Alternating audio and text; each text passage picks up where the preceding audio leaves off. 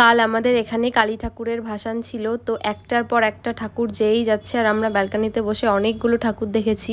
আর সকালবেলা ঘুম থেকে উঠে আমি আমার গাছগুলো দেখতে চলে এসেছি। তারপর দুপুরবেলা আজকে খেয়েছিলাম একটু রায়তা, আর কালকের একটু লেপটোবার বিরিয়ানি ছিল, সেটা দিয়েই লাঞ্চটা সেরে ফেলেছিলাম। আর তারপরে মাথা যন্ত্রণায় তো মাথা ছিঁড়ে যাচ্ছিল, ব্যালকানিতে বসে বসে প্রথমে খেলাম একটু গরম জল, তারপরে সন্ধ্যাটা লাগিয়ে দিলাম। আর অনেক দিন পর বাড়িতে একটু ধুনো দেখাচ্ছি। ধুনোর গন্ধ ছোটবেলা থেকে আমার অনেক পছন্দের, তাই একদম সব ঘরে ভালো করে ধুনো দেখিয়ে নিলাম। আর এদিকে ব্যালকানিতে এসেও ধুনোটা দিয়ে দিলাম।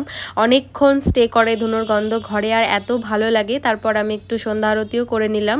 তারপরে গিয়ে ব্যালকানিতে বসে বসে খেলাম একটু খেজুর। আর এমন ঠান্ডা আমি লাগিয়েছি, কোনোভাবেই কমছে না মাথা যন্ত্রণা, তাই একটু গরম জলে ভাপ নিয়ে নিচ্ছিলাম। আজ রাতে খাবো কাবলি চানাগুলো, তাই আমি একটু ফ্রিজ থেকে বার করে রাখলাম, এটা দুদিন আগে ভেজানো হয়েছিল। আর এখন বসে বসে খাবো একটু হজমোলা। তো সবাই খুব ভালো থেকো, দেখা হচ্ছে কাল, বাই।